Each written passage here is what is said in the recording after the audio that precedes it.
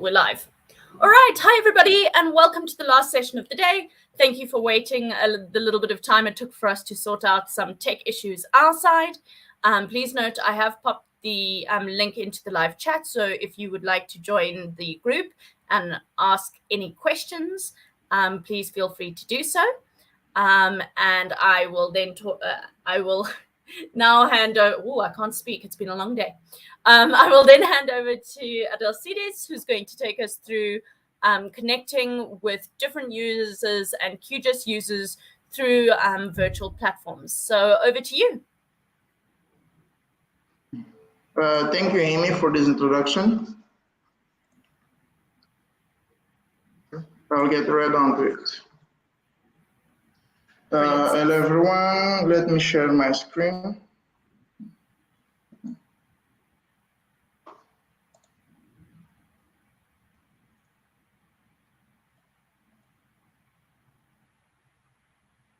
Awesome, I can see.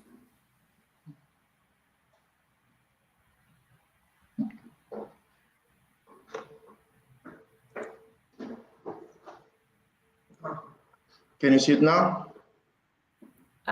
No, it went away. Did you put it on your second screen? Okay, I went to full screen, so it stopped.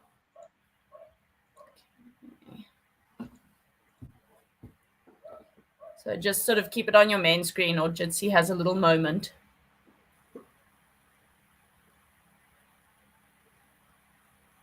There we go. Perfect. Okay, I'll start like this. Hello, everyone. My name is Adelcides Varela. I'm here to present the team connecting QGIS users through virtual bridges. I'll lead the presentation. As I said, my name is Adelcides Varela, and I'm a geographer and GIS analyst from Cabo Verde, West Africa. We are a small country in the region of West Africa with a population of under 500,000. I am an OpenGIS advocate, and I have a digital presence advocating for particularly QGIS, and mainly on Facebook. And I'm here to speak about one little group that I'm one of the managers. The group is called QGIS Community Official Virtual Group. It's a group that you can find it in Facebook, Meta, in your name, social network. And it was a group dedicated to spread QGIS, and it was created in 2016 by Leopold Dawson, from a forester from the United Kingdom. And nowadays we are a little under 53,000 people worldwide. Okay. We can see here, this is the last, I would say, last count or last check when we reached 42,000 people. So as you can see, we have a strong presence, I would say, in most continents, and particularly in Europe, and West Africa, and South Asia. As of now, there are 5 managers in the group, 3 administrators and 2 moderators. And geographically, we're spread in 3 continents. The creator, Leopold Dawson, is from United Kingdom. There's another colleague from Nepal, Kapil. We have, I'm from Cape Verde, I already told you that. And in Germany, we have Guido. And in Portugal, we have João. I'm just using first names, not to be too formal. And the point here, open day. Yes, the point here is to show that QGIS can reach everywhere as long as there's internet. I can see our faces so you cannot confuse us. Here's Leopold also, Kapil from Nepal, Guido from Germany, and João Gaspar from Portugal. He's also from QGIS User Portugal, official group.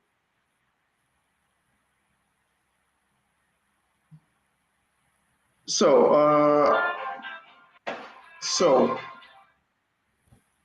as I said in the description, anyone can create a Facebook group in any particular theme or topic and aggregate users. So QGIS is something like that. You go on Facebook, you can find 10, 50, 30 groups dedicated to QGIS. But just because a group is there doesn't mean it's necessarily a good group or is even related to the project. So in my experience, I went to Facebook, I started looking for groups and found many ones. I would say in the last 5 years, I've been in perhaps 15 groups, 15 different groups. Because I would say the medium that QGIS project uses mostly, for example, Twitter and GitHub, in my part of the world is not really that popular. So Facebook, regardless of every problem it has, it's still the major and sometimes the only channel we have to the rest of the world. So in this case, I focus on Facebook. But managing a group is not really easy. First, I was just a user. I kept posting, I kept participating for maybe 2 years. I entered in 2018. And then I received an invitation to be a moderator because I kept, I would say, hunting bad posts, comments, everything. Because in my country, I am a promoter of QGIS, so I don't have a direct link to the project, but I always talk. QGIS is a good platform. It has a great community. I can do something to help too. As Madame Christine said earlier, and you also, Amy, most people think, no, I have to know how to code to be part of the project. I myself don't know how to code.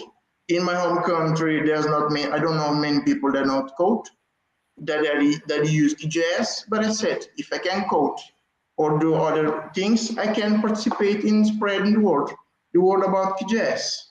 So this, I would say, was the major drive behind me going to social network. As I said, I was part of multiple groups. I kept checking them. Some of them were good, some of them were bad. Some of them were good for some time, then went bad. But in time, this particular group, the original name was QGIS Community, kept growing, more people and more quality. But in order to actually be able to manage a group like this, when I was invited, the first step was to set a group of rules. We can call them rules, guidelines, but we need to enforce them. And I will show you some of these rules, all the main ones. For example, if a group is dedicated to QGIS, this is the focus. People can share ideas, can share tools, tutorials, anything. Can share free contents, can share courses, but focus has to be QGIS because it's really easy to lose focus and go to general JS and sometimes even outside the realm of JS. So this was, maybe was a little strict at first, some people complain, but in time it showed that there was the way. Because when you go to multiple groups, they may have one post about QGIS, 10 posts about anything else. So many users don't feel comfortable going there because basically they are wasting their time. Other groups in this case, because the creator of the group speaks English, and let me take a step back and say something. The owner, the creator, not the owner, creator, he used to work in the public sector in an institution where they used the proprietary software. Then he moved to his own company, and he wanted an alternative, I would say. In this context, he found QGIS, but because he couldn't find the material and help, he didn't know any communities, he started the group. Basically, this is the genesis of the group. He started a group in order to learn more.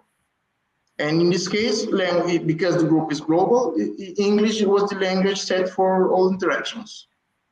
Once in a while, we have posts, because we are global, we have posts in Spanish or in French, mostly, but usually we ask for people to add an English description, so everyone can be on the same page. Spam, I would say this is the main problem in Facebook or in multiple social networks, because people post things that have nothing to do with the focus of the team, of the group. People post things that are good but not related. People post bad things, etc., etc., etc. So spam was really affecting the group and many other groups that was before. In the beginning, what we used to do was when people post spam, we go and delete it. But over time, it became increasingly difficult to follow everything, because none of us do this 24/7. We all have works and families, etc. So at beginning, spam, we were to delete the spams, but in time, we started to enforce rules to see what was going to be posted before. We didn't want to do that because it would probably make the group less friendly. But over time, that actually proved to be a great decision. Now we barely have any spam on the group. Not even the group we have no spam because we deleted. But now people are not even posting spams as for us to control. The majority of the posts are related to QGIS. I would say over 90%.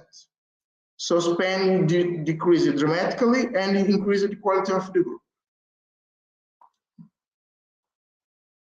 Another rule is self-promoting.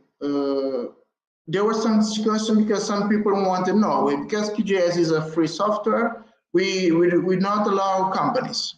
But in time we saw that QGIS is a software, is open source, and this is the main factor.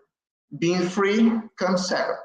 So in this case, to promote it, to show that it actually is a great option for institutions, for companies, we said no. Of course, we can allow commercial contents as long as they don't focus on self-promotion, because people can post 50 posts just to say I have this service. This is not contributing. So if companies, if individuals, they can post anything related to commercial options, as long as they keep contributing to the group, answer questions, share material, etc. And another aspect, for example, we have more, I would say, oriented forums, for example, GIS Exchange. When there's stricter rules, how can you post a question, how people will answer you, etc. You don't have that in Facebook. Basically, people can go and post anything, from a simple question to an advanced one. So in this case, we ask people to have at least some clarity, because you have to show some effort. You can just come into the group, ask something as if you were Google, for example. You go, you show, I have this problem, I tried to do this, I researched the materials, I couldn't do it. So this is a great, because it attracts more help. Usually question one line, how to do this, people don't even bother to answer. But when you have these examples, print screens, etc., usually people are more willing to help. And of course, because regardless of being a QGIS or group, the main aspect has to be respect and kindness. In the group, you have to respect everyone. No one is better than the other. There are power users. There are people who just start to learn. But there's nothing that allows people to be rude or to be disrespectful or to insult people. We know that this day is not easy, because something that someone considers normal, other people can consider offensive. But we made some general rules, and to this point, we barely had any problems. With 53,000 people in a group, I don't say we have more than 2 or 3 fights or arguments. Okay. So this is something that usually drives people away from Facebook, because there's not much control and people can be really trolls online. So for us, for this group to have some measure of success, this has to be really strict. Not canceling people, but if a user breaks the rules, we speak to them, we talk to them, we show how they should act. But usually we don't have much problem, as I said. This is another important aspect, because usually we are a group, we are a community. If people want to be there, they may be experts or not, but they have to share. And at the beginning, this was a problem because people will go away from the group and contact the managers directly, asking for help. But as we said, we are not necessarily experts. Some of us are experts in for some areas, some are in others. But if the group was for people, we don't own the group, we manage the group. We're not the people that we solve everything. Most of the times, even us go to the group, ask for help. So this rule have to be really strict. When people go to the private messenger, we say, no, don't ask here, go to the group. If we know the answer, we will answer that. If you don't know, you may find someone else who can answer. And this is a really great rule in our perspective. Now I will go, we'll do a tour of the group. I will stop sharing this.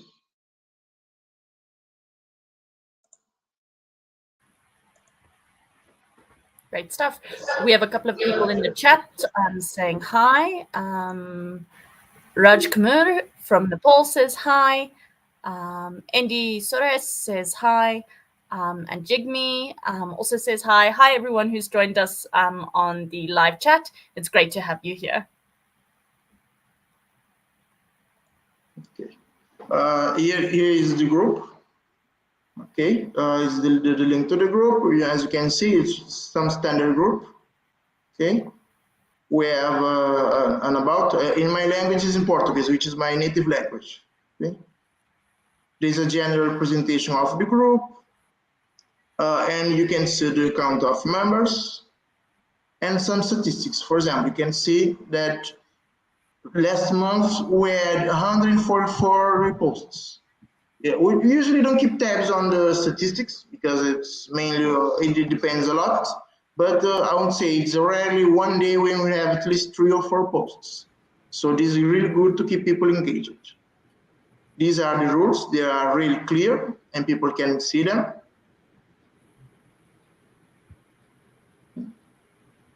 Because sometimes, usually when a member wants to go in, there's not much formality. We ask a couple questions just to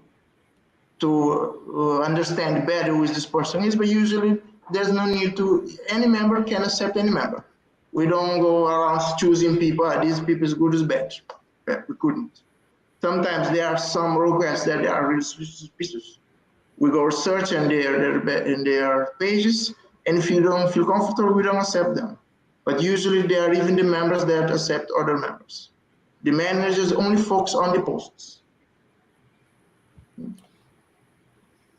We can see in a few posts, for example. Okay. There's me. Yes, your posts. Yes. And thank you for joining us. No, absolutely. I was pleased to join. As you can see, you have regular posts. These are the usually, for example, we have communications where something is not really clear. We communicate for people and clarify some issues. Awesome. I see Christine wants to say something. What's your comment, Christine? Yes. Yeah, no, I just actually went in and requested to join it myself. So you'll see something from Chrissy Matheson there. And yeah, so I like the rules. I think they're great. And they really do open up communications. And also it's good to be able to know that you'll be able to post something that's suitable and everything like that. And you're not likely to get somebody coming back at you with, you know, snide comments and all that, because the rules prevent that. And, you know, groups that don't have that, it can really attack a person's confidence. So I think that I'm very much for rules in groups like this. So. Okay, thank you. And thank you for also being a part of the group. No problem. Yes. For example, as I said, we can see, for example, here is a post on QGIS applied to hydrology. Order about the remote sensing. As you can see, you are an expert in remote sensing. We have about geodata versioning with the new plugin, the CART plugin. So as I said, it's a really active group. You can have people from all backgrounds. is sharing everything they do, either as a hobby or as a professional. They can share courses and consultancy services, etc. The point is, QGIS is a great community, and people use it for everything. In this case, people can be code, can be programmers, can work in translation, etc., etc. Everyone has a part to do.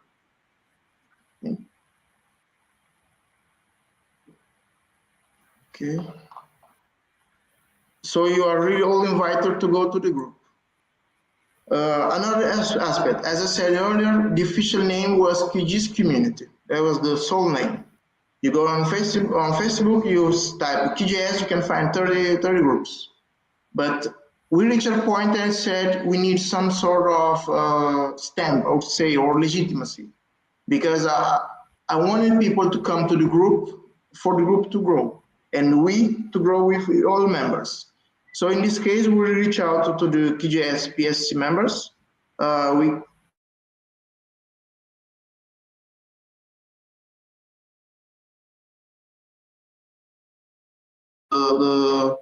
He was really helpful. He was open. He listened to us, and we made our request basically was to be recognized as an official channel. Of course, we don't have to us we don't apply the rules of the countries, but we have our own rules. However, we still abide by the QGIS PSC code of conduct, and they were really open. They understood us and they voted. So after that, we changed it in last December. We changed the name to QGIS Community Official Virtual Group. The title of this presentation is QGIS Connecting People Use QGIS Groups Through Virtual Bridges. We believe that the internet in general and social networks in particular are these bridges. Because as we said, QGIS is used by people all over the world, but you don't have really a way to connect everyone. No one can meet everyone and say hi. It's physically impossible.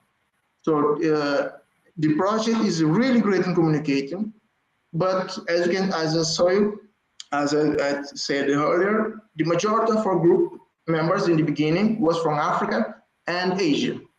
And these are places where proprietary software usually has a stronger hold. And people from here basically don't know, don't follow, have no idea how the QGIS as a project works. For example, my home country, people didn't even know there was a president, there were rules, there were budgets, etc. So this group, I believe, and the other members as well, it's a strong channel for people like this, people who don't know how the project works, people who don't go on Twitter, people who are not on GitHub, the main channels, I would say. People don't even go to the website, unfortunately. So this group, in our view, has been contributing to this, because we are taking QGIS, not just general users, but information from the project itself to our members. And we can see people, for example, from Kenya talking to people in Australia, or from the Nepal talking to people in Brazil. So this to us is really a great contribution. As I said earlier, with the manuals, we have no relation whatsoever. We never met, we have different backgrounds, we are not friends, etc. We were joined together by our own interest in spreading QGIS. Because sometimes we can see platforms are created by a company or by a group of friends, and over time, they don't follow anymore. No, we have a strong communication, and we share. We have different opinions once in a while. But this means that QGIS can bring people together that in other, I would say, contexts would meet. We have different ages, backgrounds, etc. And we, as an example, because I said the group is 53,000 people by now, and obviously people will be different. You even have different times of the day. So to us, a social network, when used properly, as Christine said, when there's rules, guidelines, when people have passion, as we do, and we follow, this is a recipe for good. This is a recipe to spread the word. It's not just another group, because anyone can create a group. There's no control over this. But it's another way, another channel to bring people closer to QGIS as a project, as a community, and vice versa. So in this case, we consider that, as I said, we are really happy by the support of the project, and we wanted to have more people like Amy entered this day, Christine as well. We know some don't use Facebook, have no accounts. We know all the why is that? But still, for those who do, those who have a presence Facebook, would be great, because the more people connect to the project, the more expertise we have in the group, the growth will be even noticeable, I would say.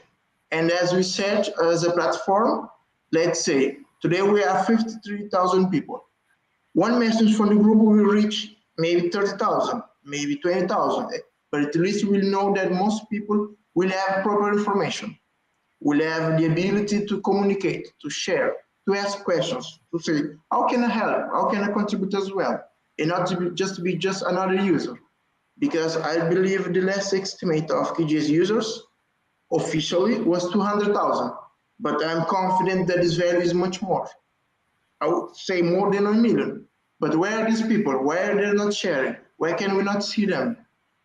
So in this case, we consider that virtual bridges are the only way QGIS can connect everyone.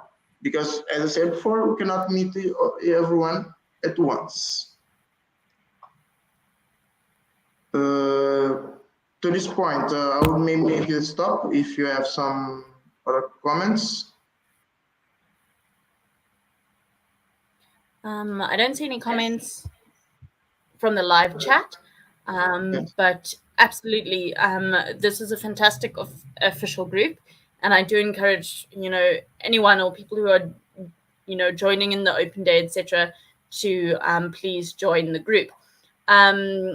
Adelcides, you know that every month we have an open day. So now that I'm a member of the group, I will happily post all the open day updates, ask people if they want to speak at the open day, and send adverts, etc. I think it's going to be a great sort of relationship for both of us, that we can kind of go forward and know exactly what's potting with each other. Yes, absolutely. Because as I said, this is the main objective of the group, is connecting QGIS as a project with a broader audience, particularly in less developed countries. Because I said, I'm from Africa, other members are from Asia, but usually, for example, when you go to the list of the main QGIS contributors, most are from Europe. So QGIS is not software just for Europe, it's for everyone. So anything that can connect, bring people closer is always welcome. I absolutely agree. I've been born and lived in Africa my whole life, and I think that we need to definitely take up that space and definitely start contributing as our own. And I think a Facebook group, especially in places, I'm from South Africa, but especially in places like Asia and Africa, Facebook is a lot more popular than other social medias. So I think it's great to have it on this platform as well.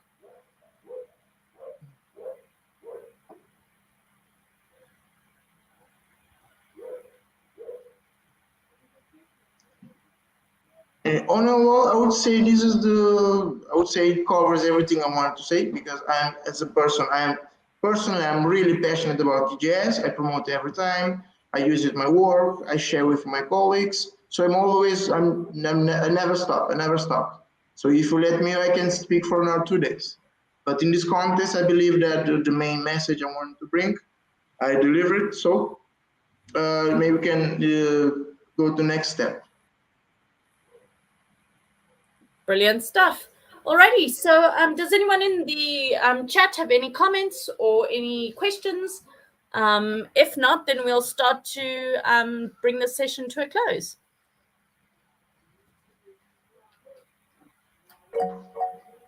Yes, Victoria. Hi, everyone. I just wanted to say that I think this was a very lovely presentation, especially of, like Tim had said earlier, less today was less of the developer side of QGIS and more of about the trying to make it more about the users. And this is a good example because we always talk about using QGIS and coming together to share what we've done. Now we have a look at what goes behind the scenes of how to coordinate such a vast number of people on the same platforms with different cultures and ideologies and everything, and sort of point us to the point us like a herd of cats in one direction, and that's the direction of QGIS. So I think it's a lovely job you've been doing as a moderator, and keep it up. And I hope this is an example for everyone else. Absolutely. I agree with you, Victoria. I think a lot of people don't appreciate how much administration and how much background organization it takes to run a group like this, and to, every day have posts going through, reviewing the post. So I think it's absolutely amazing. I see that Etienne or Ethan, please tell me how do you say your name. I'm probably butchering it. Says one of the biggest benefits of FOSS is that there's a community behind it. And I think having groups like this really shows the community is there, and also encourages people to become part of the community. I know Christine, I didn't even know Open Day existed before a couple of days ago, and now is really excited and to be part of the community and communicate. So I think that's awesome. All right. Any last questions or comments from anybody in the live chat? Alrighty.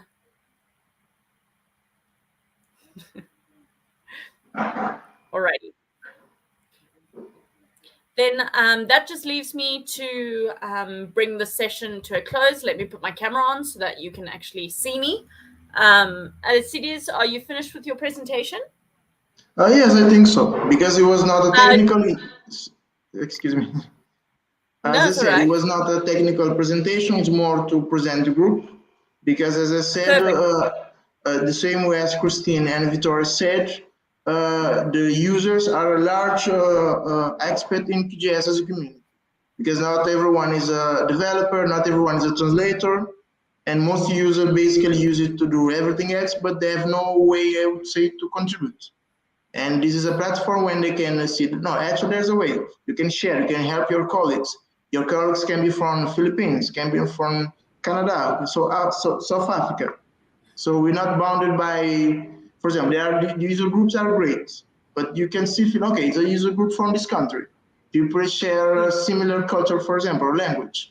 When it's a global group, it's different. It's natural that people feel shy or something, it's natural, but don't be, because you have a common interest. You have a common interest, and if you help, you'll be helped as well.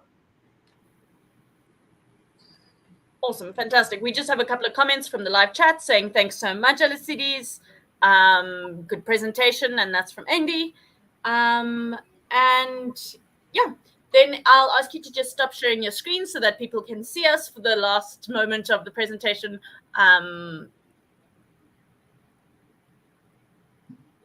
Okay, thank you.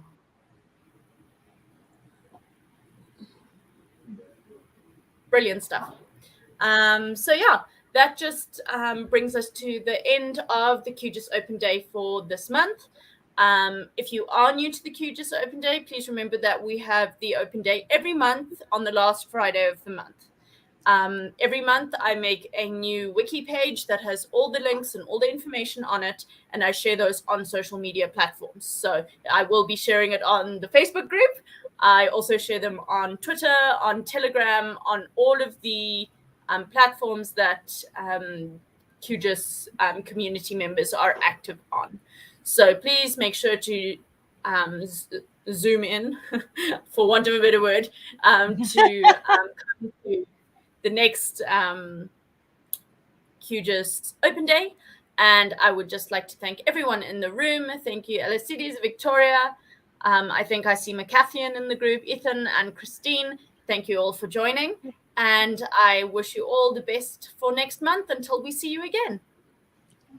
Looking forward to it. Bye-bye. Thank you. Have a nice, great weekend. Brilliant. Thanks, everyone. Bye. Bye. Alrighty.